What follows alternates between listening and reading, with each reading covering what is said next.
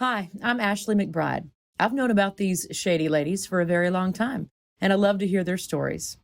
Their tales and opinions are not for the faint of heart, and this podcast is not suitable for children, but then neither is the music business. So get comfortable and settle in for a trip, because you're listening to the Shady Ladies of Music City. I'm Evelyn.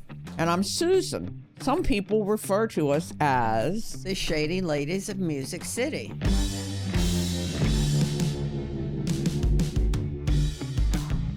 Welcome to Season 3 of Shady Ladies of Music City. It has been 3 years or 2 years, I can't remember, since we last did any podcasts. And we all went through traumatic years of the pandemic, which was a life changer for me, particularly, who never left the house and my fear of getting COVID. But anyhow, it's been an interesting time. Well, I'm happy to be back for the third season of Shady Ladies of Music City. The theme this year is going to be Then and Now, basically talking about how the music business was during our active years versus how we see it being done today, which isn't necessarily accurate because, we're looking at it from a distance as opposed to being in the middle of it. But we thought it would be fun and we'd try to get into, some interesting subjects. We want to talk about censorship and extremism, in the country and in the music business, and the difference between the artists now kind of perceiving themselves more as brands than as actual artists. Just kind of, tell some stories. I mean, our backgrounds are such that, we're two old ladies that are retired but had a great time while we were in the music business. And it's interesting, I heard someone say this the other night. It wasn't necessarily about the music, about the entertainment business, but it sort of was. It said, once you've tasted this lifestyle, it's very hard to go into any other kind of life. You have so much fun in showbiz. I sort of look at it sometimes and get sad and wonder if it's as much fun nowadays as it was when we were doing it. But that's every, older generation's opinion about something. But we had very interesting careers. I started out in New York representing a lot of, I sort of stumbled into PR. I went as a temporary, if you can imagine, receptionist for a PR company that handled Cary Grant, Betty Davis, Joan Crawford, Hugh O'Brien, who was a big star at the time. No one listening to this will know who he is. He was Wyatt Earp. People will know who these people are. He was Wyatt Earp. These are people that you wear their T-shirts, but you don't know who they are. So it was an interesting thing when I discovered that there was such a world as PR. And from that company, I had the opportunity to work for other companies that, we introduced MTV. We launched MTV, which was very interesting because everybody used to sit around saying, what are they going to do for 24 hours a day? There's not enough music. Now, of course, they hardly play any music, but, they did start off. We also launched People magazine. We did the King Tut exhibit. We did the Picasso exhibit. The company that I was with at the time, which was called Stone Associates, believed in the marriage of show and business. So we had a lot of, corporate accounts also, like the spelling company for Dynasty. And we represented Larry Hagman and Linda Gray from Dallas. Henry Winkler during his Vons days. And it's interesting because I saw Henry the other night doing a commercial about his father-in-law's eye disease. And it made me think about the fact that I handled Henry and Stacy's wedding in New York at a synagogue. Well, I went to the University of Wisconsin for 3 years, and then I got a scholarship to Israel on an archaeological dig in Ashkelon. And I lived in Israel for several years and loved it over there, still love it over there. And then I came back to the United States and lived in Los Angeles. And I did run into a little trouble with the law when I came back from Israel for smuggling, going to the Beverly Hills post office and identifying hashish that we had sent through with Jewish religious books from a yeshiva. That's one of the darker sides of my past, but where we packaged the hashish was the room where they supposedly held the Last Supper, which was up on Mount Zion. And so then we'll cut to the fact that I published a book about being in prison in Mexico called The Butterfly Convention. And how did you end up being in prison in Mexico?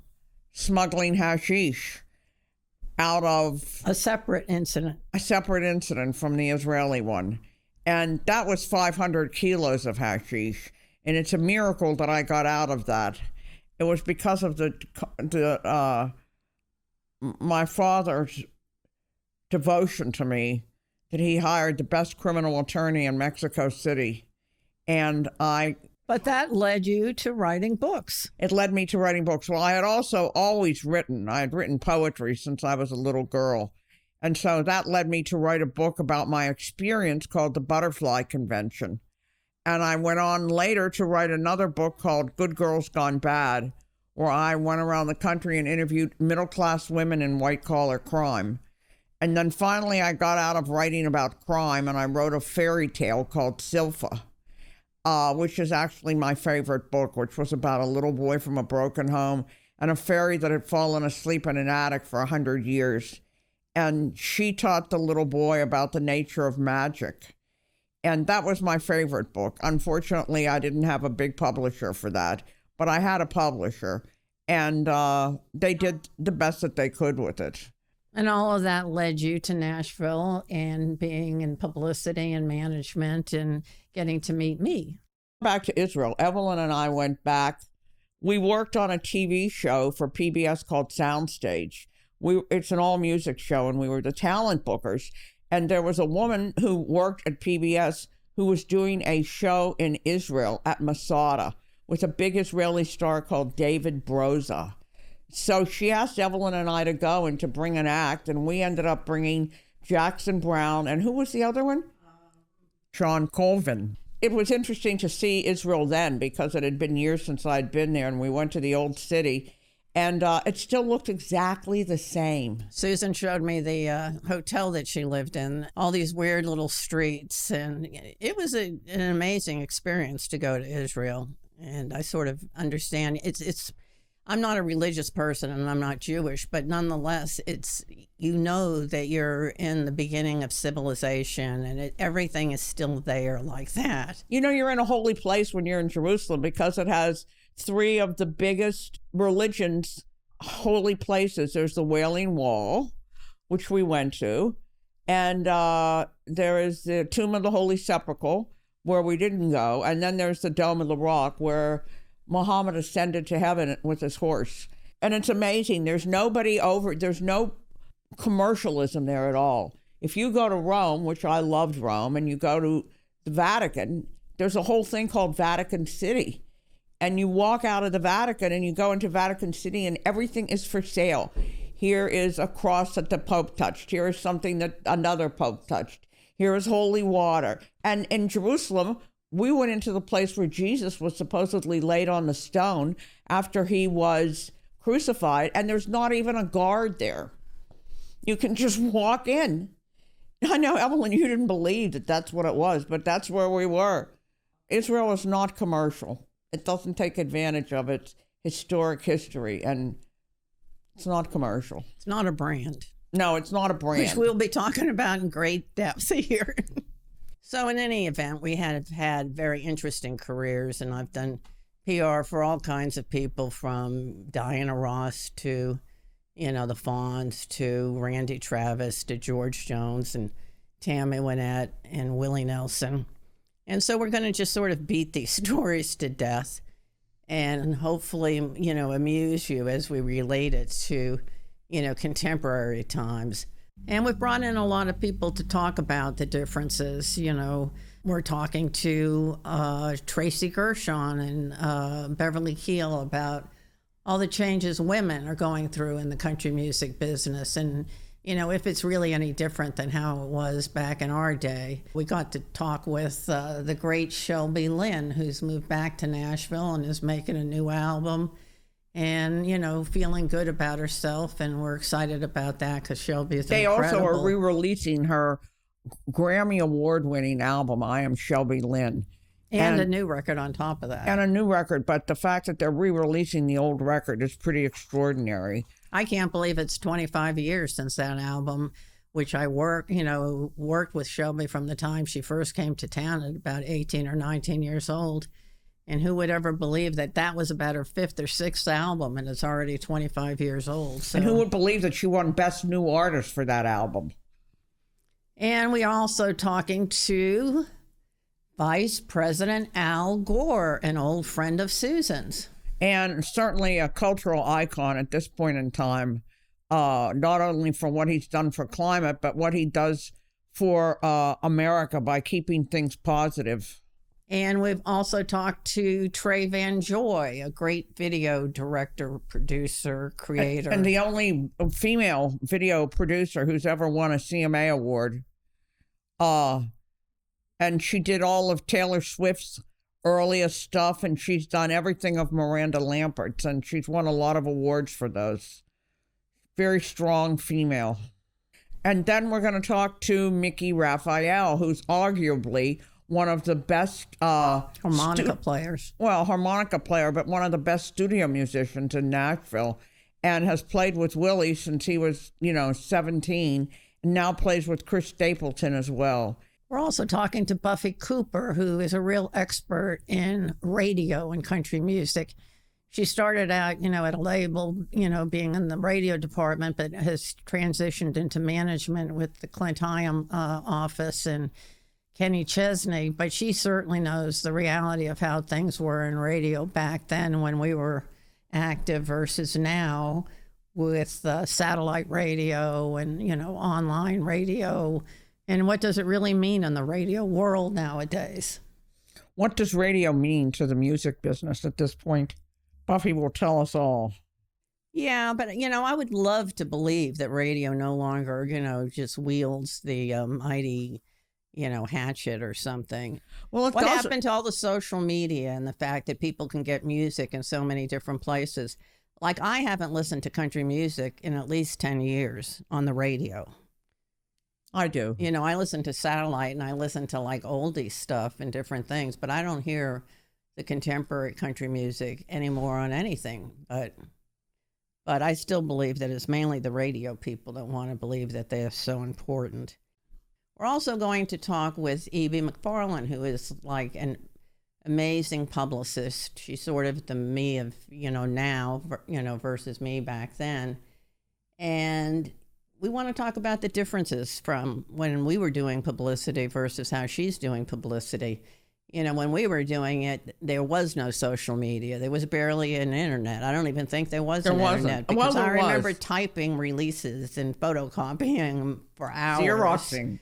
That's right. And nowadays, it's a totally different approach. And it's also like maybe a totally different ambition, because now it's all about the brand. And, how you package something, as opposed to, in our day, I think it was still a bit more about the music. And it was about the artistic. Personal publicity. Yeah. And it became very personal. And it was also, you really believed in the art at the moment. And now it seems to be more about all the, the extra deals you can make. So, the brand, but it was about the brand back then too, because look at Jimmy Buffett and Margaritaville. And I remember... Well, tell me someone else besides him who did that as a movement. In country music now, it's virtually every Tom, Dick, and Harry that comes along has a liquor, has a clothing line, has a workout thing. I mean, you don't even know that they're part of the music business sometimes. Jimmy was the only one I know that did that specific branding to the Caribbean. Well, he invented it. Yeah. Well, he invented the whole lifestyle brand that, everybody's trying to create for themselves now. And that's because Jimmy Buffett was super, super, super successful, smart, and he always took the art seriously. He did. As much as it was humorous, it was like very serious at the same time. And, now I listen to his songs, and some of them are really, really deep, which I didn't know at the time because I just figured it was all part of the parrot head mentality. But I mean, he and you Margaritaville knew him for like 30 or 40 or 50 years. I did. We're also going to talk about Taylor Swift and what an incredible job she has done and how impressed we are with, or at least I am. I can't speak for Susan, but I remember from day one, Susan always raving about her songwriting. She is a little genius. And I would rave about her marketing. She's a genius marketer too. But her songs are so deep, and she wrote them when she was so young.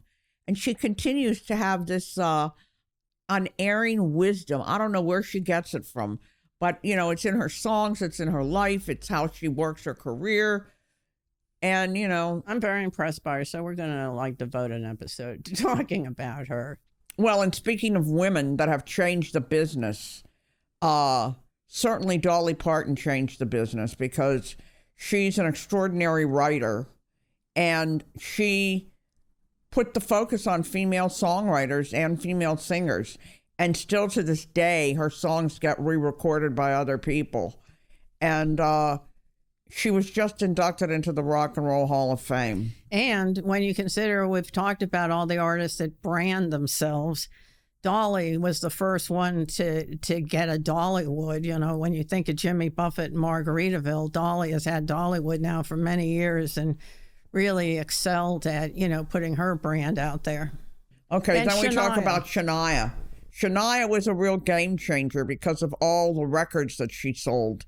And her outfit, she all of a sudden kicked country music up 10,000 notches in fashion, just that she, went out on stage and looked like a star, She didn't look like she was singing at a prom. No, and she didn't look like she was on Hee Haw. She, No, she would manage to put on leopard skin and high boots and, sang. One of her videos was shot over in the Mideast near a pyramid, I think.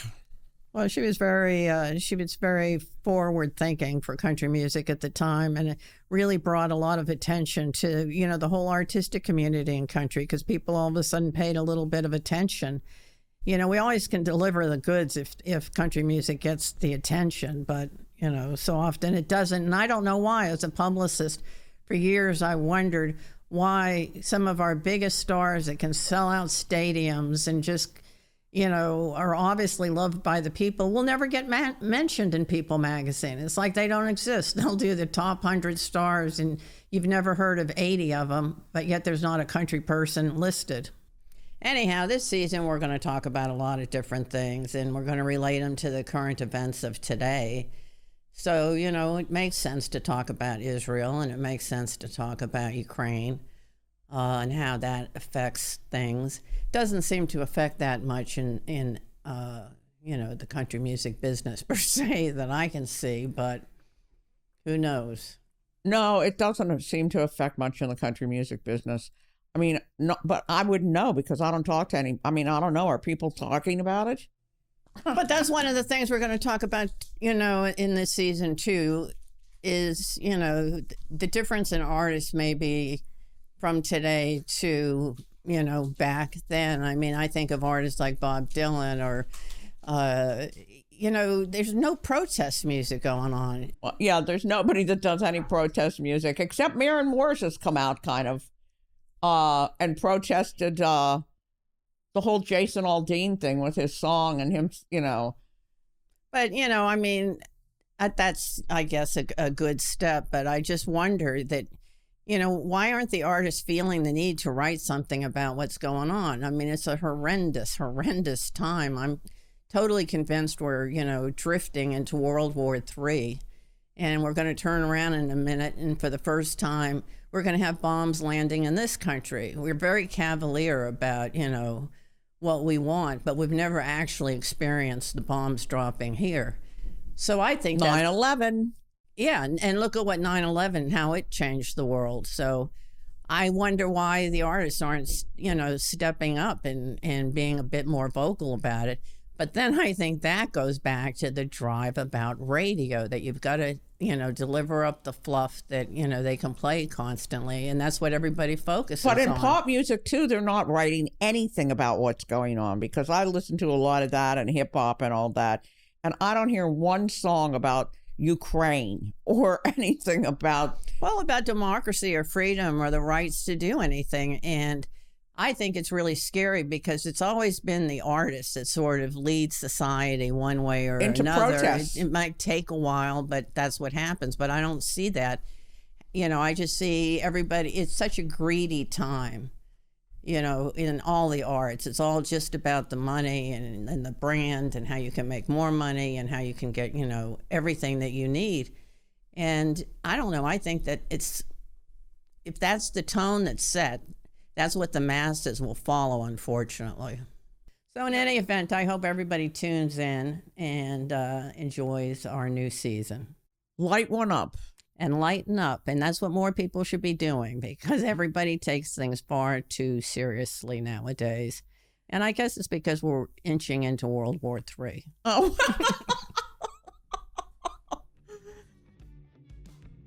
Thanks for listening. Be sure to subscribe and we'll be sure to catch you off guard. So light one up and lighten up. Share and tell your friends, then rate, review, and subscribe. Don't be quiet about this. We need you to tell everyone. And we mean everyone. We are putting our faith in your hands. We are. For more information on the podcast, please visit www.shadyladiesofmusiccity.com. Shady Ladies of Music City is recorded and produced in Nashville, Tennessee, and presented by the Morris Hyam Management. Our executive producer is Clint Hyam. Our producer is Kyle Quigley. Our engineer and editor is Robert Schaefers. Robert has also written and performed our theme music.